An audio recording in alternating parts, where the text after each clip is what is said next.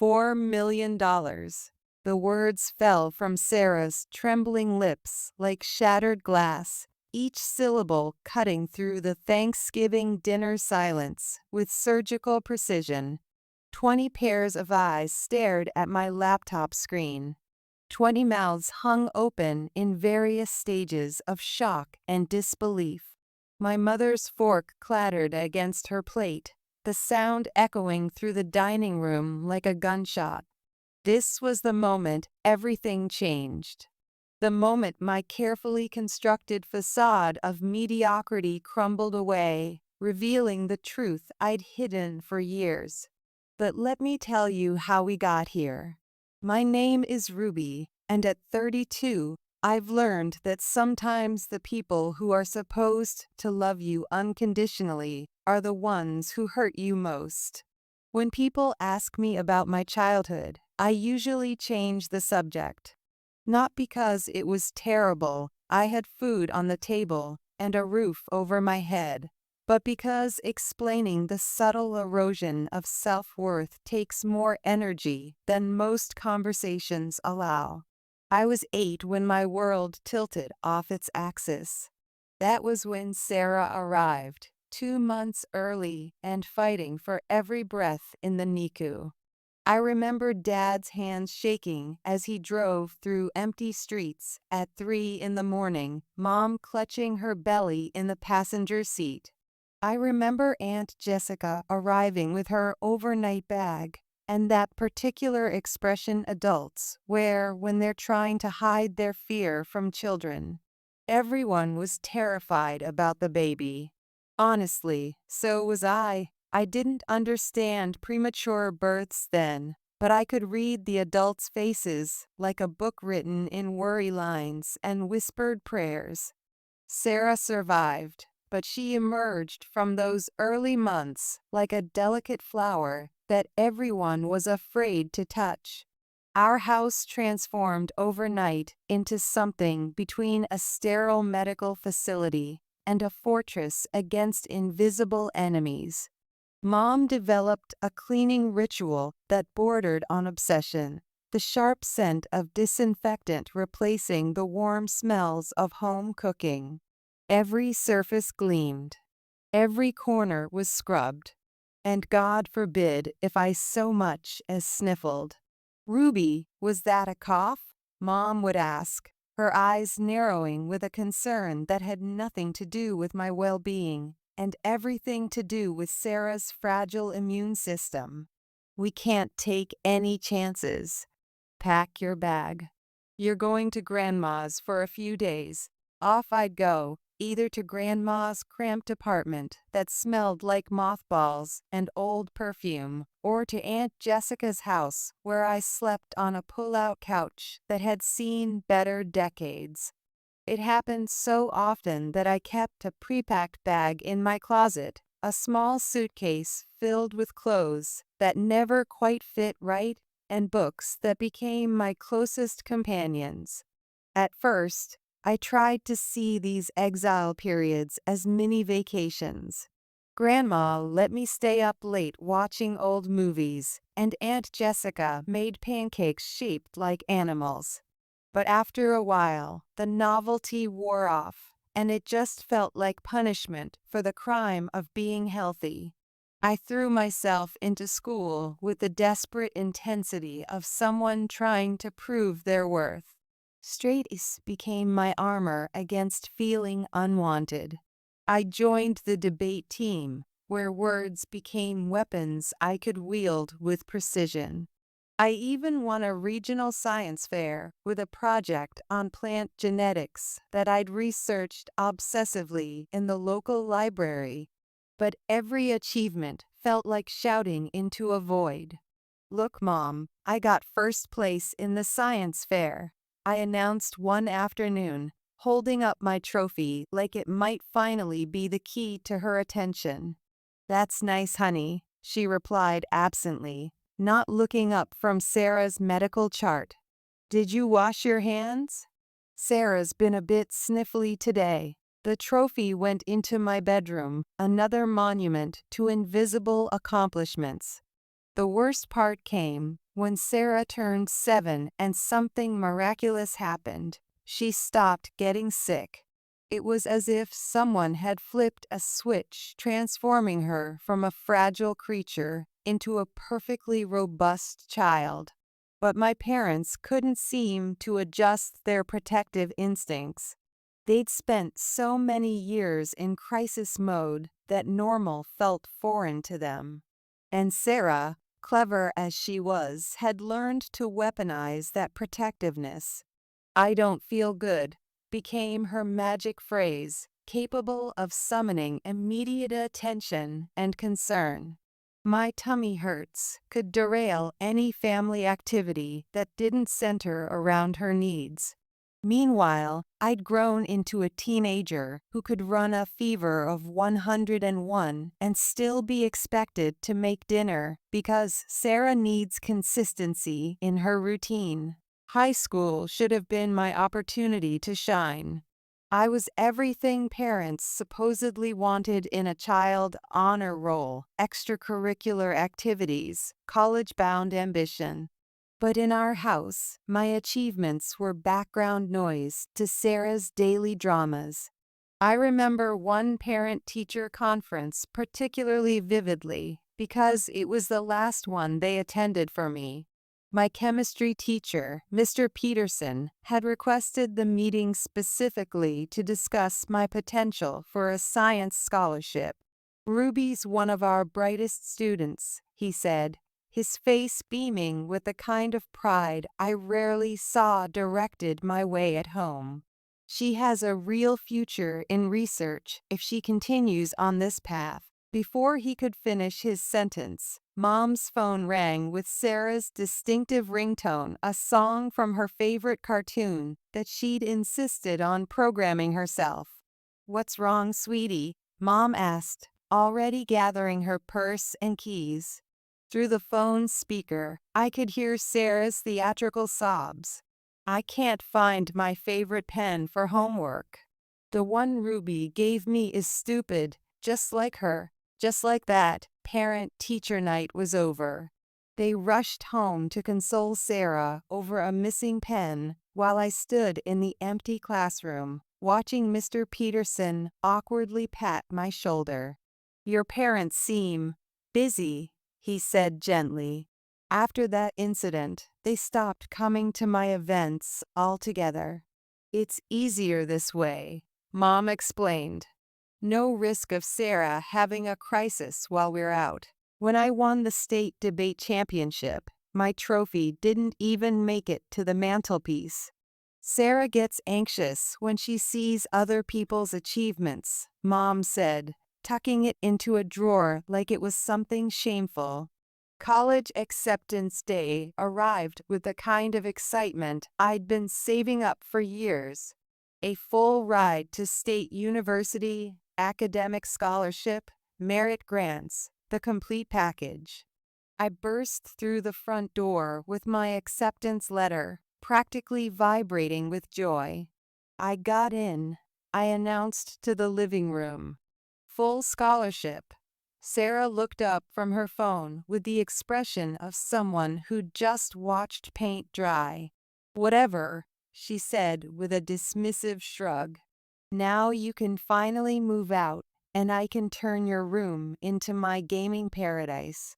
I'm thinking 3 monitors, maybe a streaming setup. That night at dinner, as I tried to share details about my scholarship and course selection, Sarah dominated the conversation with tales of her latest middle school social drama. Mom and Dad hung on her every word like she was revealing state secrets. I started mentally counting down the days until freshman orientation. 4 years of college flew by in a blur of dorm life and library sessions. Home became a place I visited occasionally, usually for mandatory family dinners where I sat quietly while Sarah held court. By the time I graduated, she'd perfected the art of making every conversation about her latest crisis or triumph. At 23, armed with my business degree, I landed a management position at Thompson and Company. The salary wasn't impressive, barely enough for a tiny apartment and grocery store sushi. But having my own space felt like winning the lottery. For the first time in my life, I could sneeze without someone asking if I'd contaminated the air supply. One day, scrolling through social media during my lunch break, an ad caught my attention. Learn to make your money work for you. Usually, I dismiss that kind of thing as a scam, but something made me pause. Maybe it was the photo of a young woman who looked as tired and underpaid as I felt. Maybe it was the testimonials from people who'd started with nothing and built something real. The course wasn't cheap. It would mean eating ramen noodles for a month, but it was within reach if I sacrificed other small luxuries. That investment course changed everything. The instructor, Dave, had this gift for making complex financial concepts feel accessible. He talked about compound interest like it was magic, and risk management like it was an art form. I started small, putting a few $100s into promising tech stocks that Dave had mentioned in passing. Then a few hundred more into a biotech startup that nobody was paying attention to. I studied market trends like my life depended on it, devouring every book, podcast, and advanced course I could find. My first real win came from a small AI company that was flying under everyone's radar. My $500 investment turned into $5,000 in 3 months. Then came the biotech stock that tripled my money before I even understood what the company actually did. Before I knew it, my side hustle was generating more income than my day job. I'll never forget the morning I realized I could quit Thompson and Company. I was sitting at my desk, pretending to care about quarterly reports, when my investment app pinged with another notification. A stock had hit my target price, and I did the quick math. My investment income was now triple my corporate salary. I typed up my resignation letter right there, submitted it, and walked out feeling lighter than I had in years. But I kept going to those Saturday family dinners. Don't ask me why. Maybe habit, maybe some naive hope that things would eventually change. I'd sit there picking at Mom's perpetually overcooked chicken, listening to them dissect every detail of Sarah's life while my investment portfolio quietly grew in my pocket. "Ruby, you're still at Thompson's, right?" Mom would ask occasionally, not really interested in the answer. "Yep, same job," I'd reply, watching their attention drift away before I even finished speaking. It was easier than explaining that I'd quit 2 years ago, that I was making more money in a single day than I used to make in a month. Sarah remained the undisputed star of every family conversation. She'd gotten into Carleton University, one of those prestigious institutions where the annual tuition costs more than most people's houses. "It's so expensive," Mom would sigh, but her voice carried notes of pride rather than genuine concern. "But Sarah deserves the best education. We've taken out loans, of course, but it's worth it for our little girl's future." Sarah would beam across the dinner table, twirling her pasta like a celebration. "My roommate has a Gucci backpack. Everyone there comes from such good families." The implication hung in the air like smoke. "Unlike your family, Ruby. Unlike you." One Saturday evening, I arrived to find Mom in tears over a stack of bills spread across the kitchen counter. Dad sat beside her, his reading glasses perched on his nose as he studied what looked like property tax statements. "The taxes went up again," he muttered. his voice heavy with the weight of financial pressure. And with Sarah's tuition payments, I watched them struggle with their spreadsheets and calculators, and despite everything, despite years of being the overlooked daughter, despite all the times they'd chosen Sarah over me, they were still my parents. That night, I set up an automatic bank transfer, $1,100 a month, to their checking account. When I told them about it, Mom actually hugged me. It was the first genuine physical affection she'd shown me in years. "Oh, Ruby," she whispered against my shoulder. "This will help so much. I don't know what we did to deserve such a thoughtful daughter." I thought maybe this would be a turning point. Maybe they'd finally see me as more than just the reliable, unremarkable older sister. But then I overheard them in the kitchen after dinner the following week. "We should send some of Ruby's money to Sarah," Mom was saying, her voice carrying the conspiratorial tone she used when planning surprises. "At least $300. The poor thing feels so out of place among all those wealthy students." "Good idea," Dad agreed immediately. "She needs to keep up appearances. Maybe she can finally buy herself that designer bag she's been wanting." I stood frozen in the hallway, listening to them casually plan how to redistribute my financial help to their favorite child. Part of me wanted to march into that kitchen and tell them everything about quitting my job, about my investment portfolio, about the fact that I could buy Sarah an entire boutique if I felt inclined to do so. But I didn't. I just stood there, shaking my head in the darkness, listening to them plot Sarah's next shopping spree with my money. By 29, I was ready for a dramatic change.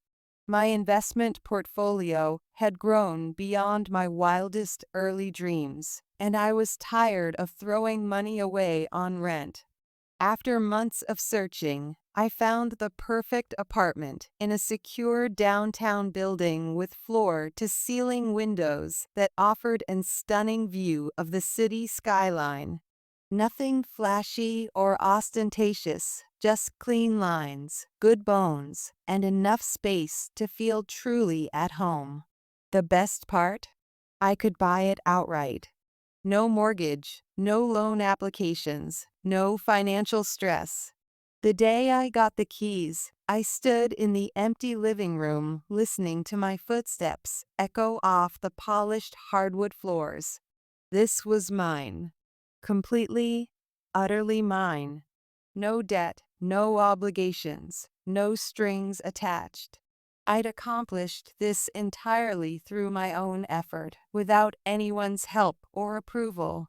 When Mom called to check in a meeting she wanted to talk about Sarah's latest adventures, I mentioned casually that I was moving. "Did you find a cheaper rental?" she asked, distracted. I could hear her shuffling papers in the background. "Just a different place," I said vaguely. "Better location." "Well, don't spend too much on rent, honey. You know how unstable the job market is for people in your position." I had to bite my tongue to keep from laughing. If she only knew that my position involved managing a multi-million-dollar investment portfolio rather than pushing papers at Thompson and Company. At the next family gathering, Aunt Jessica asked about my new living situation. "Ruby's renting a new apartment." Mom jumped in before I could respond. "But wait until you hear about Sarah's latest accomplishments. She's about to graduate from Carleton University, top of her class." I watched the familiar scene unfold, the relatives cooing over Sarah's bright prospects while shooting me those subtle, pitying glances they thought I didn't notice. "Sarah's going places," Dad announced with unmistakable pride. "Not that we're surprised. She's always been our achiever. Already has companies fighting over her, Mom added. Unlike some people who settle for mediocrity, my cousin whispered to his wife, not quite quietly enough. I sipped my wine and thought about the stock trade I'd executed that morning, which had earned more than his annual salary. But I stayed quiet, letting them maintain their comfortable illusions. Then came Sarah's graduation party. Mom and Dad went completely overboard, catered food, expensive decorations, a photographer to document every moment of their precious daughter's achievement. I noticed they'd used a significant portion of the money I sent them monthly to help fund the celebration, but I'd grown accustomed to that particular irony. Sarah pranced around in her cap and gown like she'd just won the Nobel Prize, showing off her diploma to anyone within shouting distance. She spotted me by the punch bowl and made a beeline over, clutching her Carleton University degree like it was a weapon. "Look at this ruby." She thrust the diploma inches from my face. "Carleton University. Not some state school like you went to, and I already have interviews lined up with top companies. I'm not going to end up pushing papers like you." I took another sip of punch, choosing my words carefully. "Congratulations, Sarah. That's quite an achievement. That's all you have to say," her voice pitched higher with indignation. "Aren't you jealous?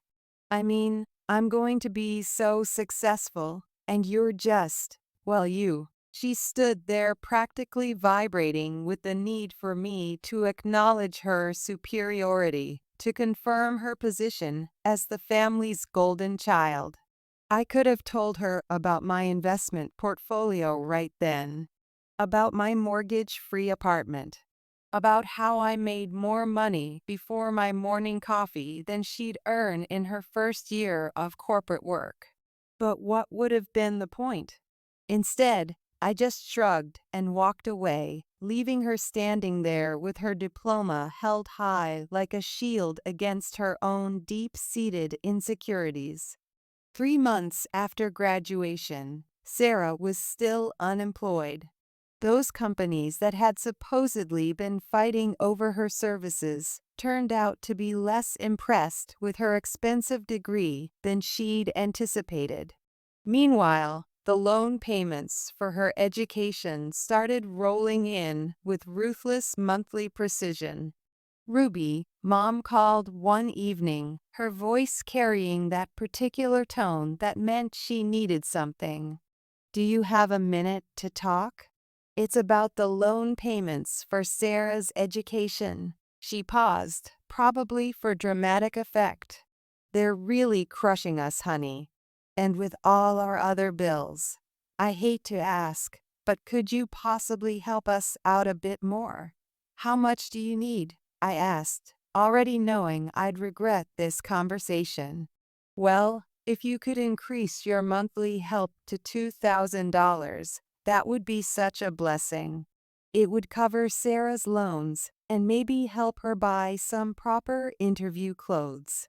I thought about all the times they'd dismissed my achievements, all the years Sarah had mocked my supposed lack of ambition.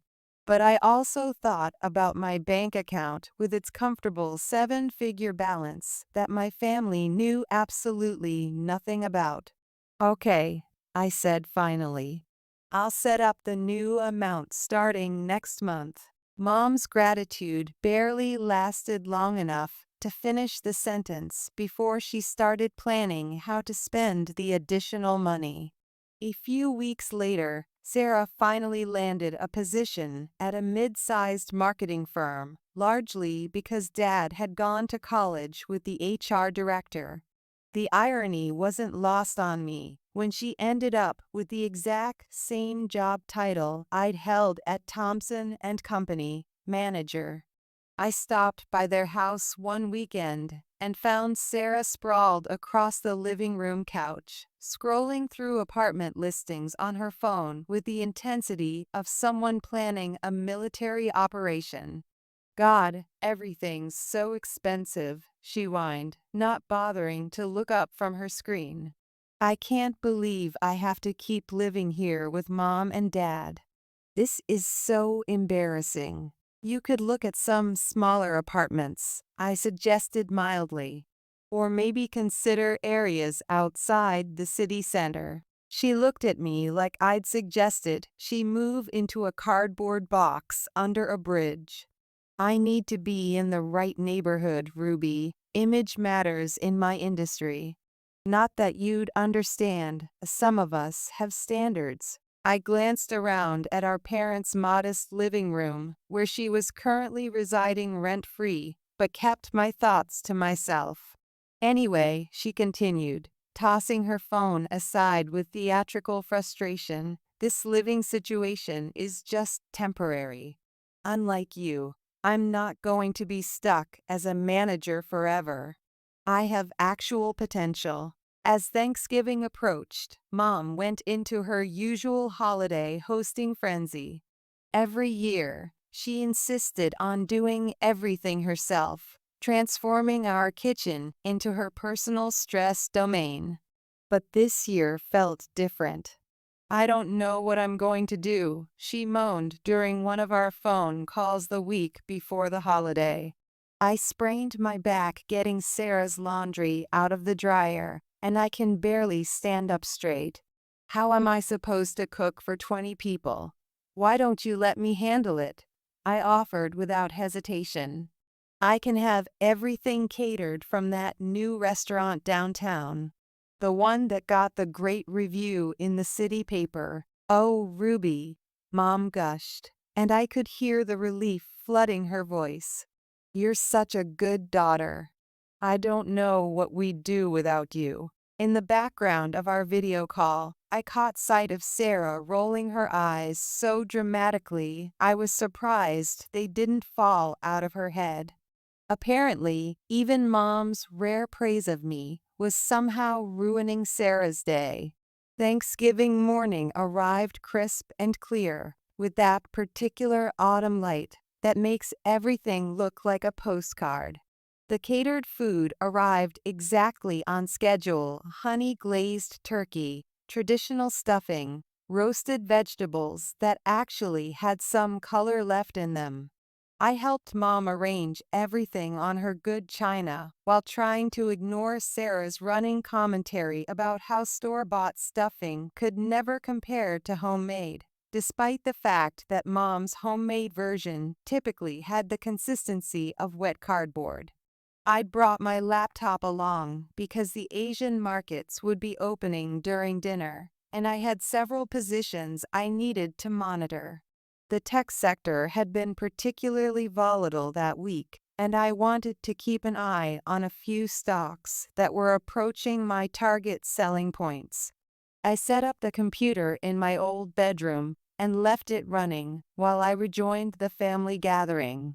The meal was genuinely excellent, definitely an improvement over Mom's usual overcooked turkey that required industrial amounts of gravy to be edible. As everyone settled in with their plates, Mom couldn't resist mentioning her back injury again. I was so worried about how I'd manage all the cooking, she said, addressing the assembled table of aunts, uncles, and cousins. But Ruby stepped in and arranged for all this lovely catered food. Wasn't that thoughtful of her? That's really nice of you, Ruby. Aunt Jessica smiled at me warmly. It must have been expensive. Oh, it's nothing, I said, trying to deflect the attention that felt foreign after years of being invisible. I'm just glad everyone's enjoying it. She's doing well enough at that management job to help us out quite a bit, Mom added proudly, probably the first time she'd bragged about me in decades. I noticed Sarah's face darkening like a storm cloud.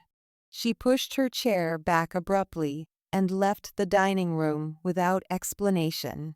At first, I assumed she was having one of her typical tantrums. Maybe someone had complimented me too much for her comfort. But something about her expression had been different this time, more calculating than petulant. She returned a few minutes later, clutching my laptop with a triumphant smirk that made my blood turn to ice water. "Let's see just how well Ruby's really doing," she announced to the entire table, her voice carrying a vicious satisfaction that I'd never heard before.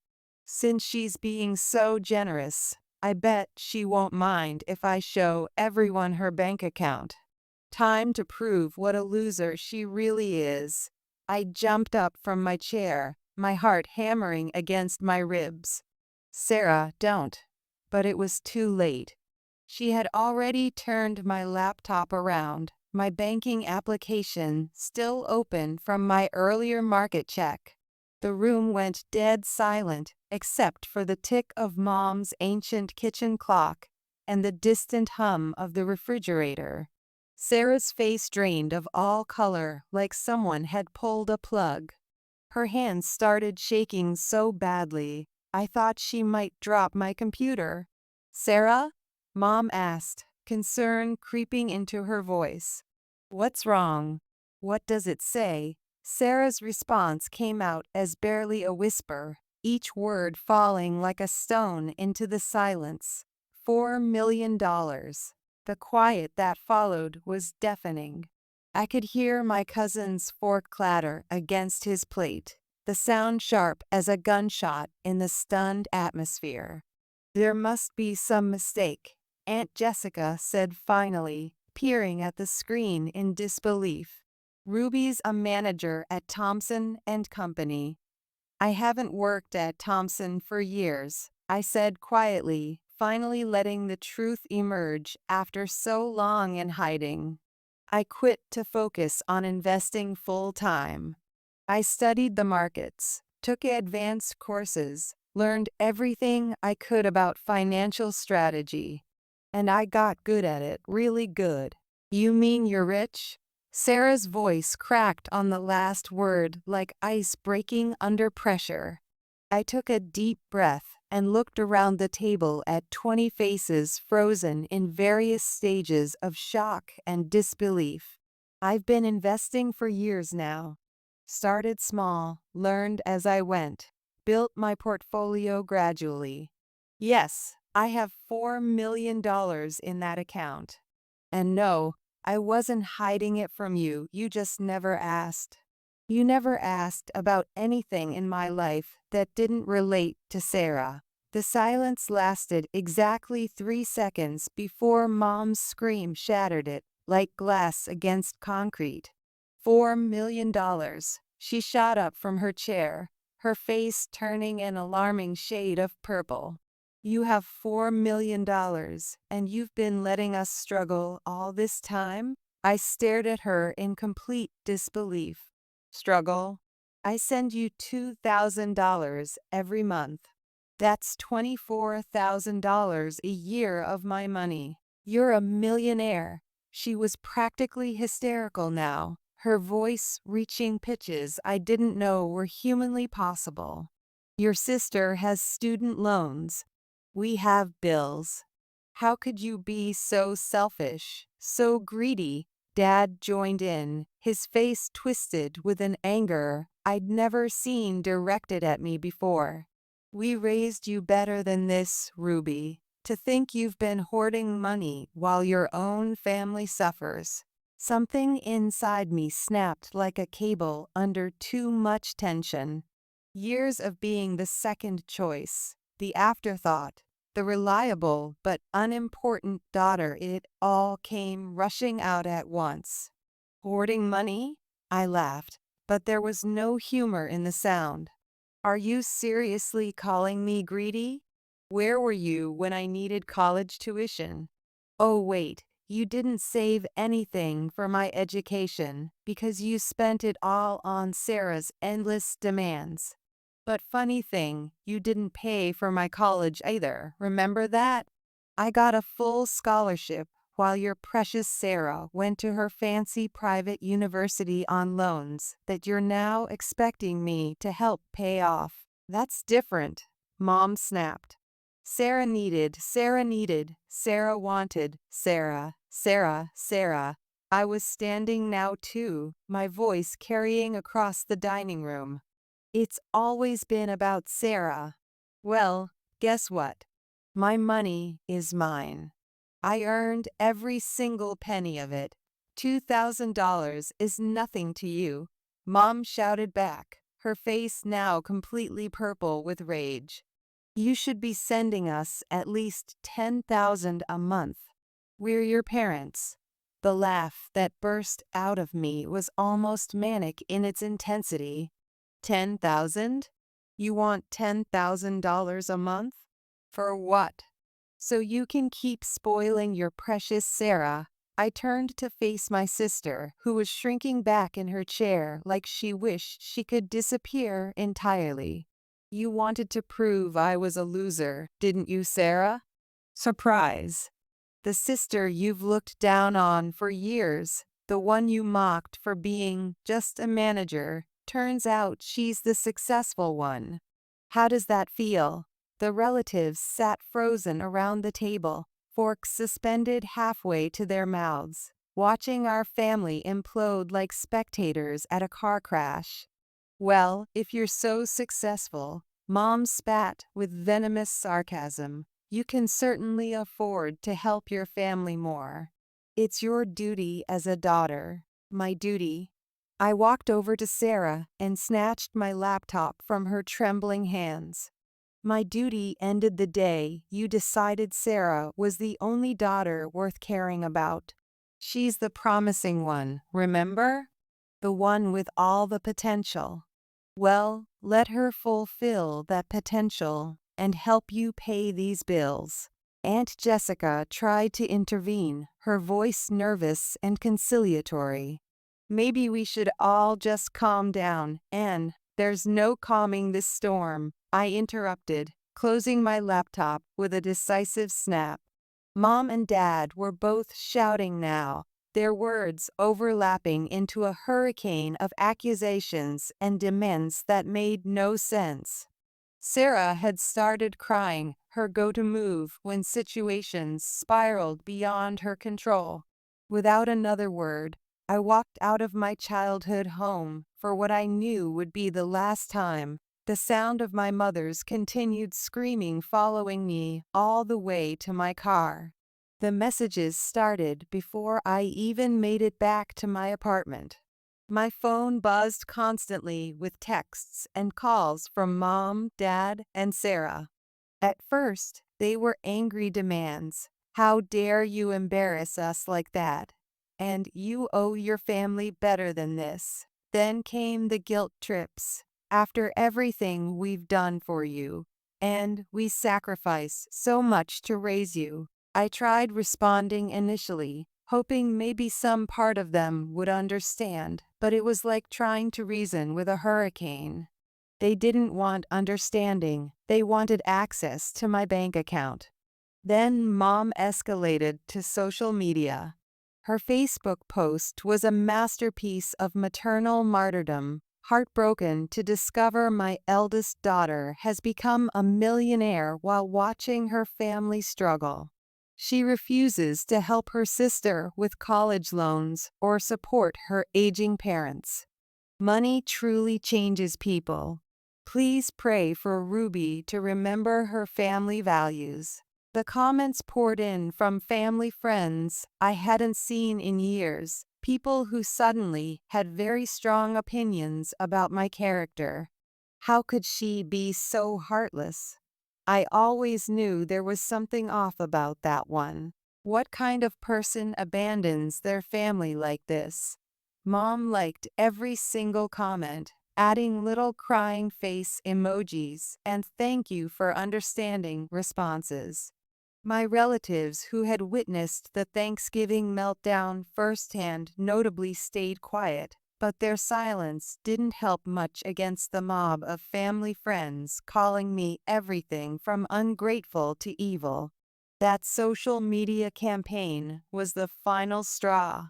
I opened my banking app and stared at the recurring transfer to my parents' account. $2,000 monthly, which they now dismissed as pocket change. With one click, I canceled it permanently. I sent Mom one final message. I've canceled the monthly transfers. I'm done being your ATM. Don't contact me again. They didn't take the hint. The calls increased, now coming at all hours of the day and night. Sarah tried using different phone numbers when I blocked hers. Dad left long, rambling voicemails about family duty and responsibility. Mom's social media campaign kicked into overdrive with daily posts about her ungrateful daughter. I blocked them all: phone numbers, email addresses, social media accounts. But I knew they wouldn't stop there. James, I called down to my building's concierge the next afternoon. I need to add some names to the do not admit list. I gave him their names and detailed descriptions, even showed him photos from my phone.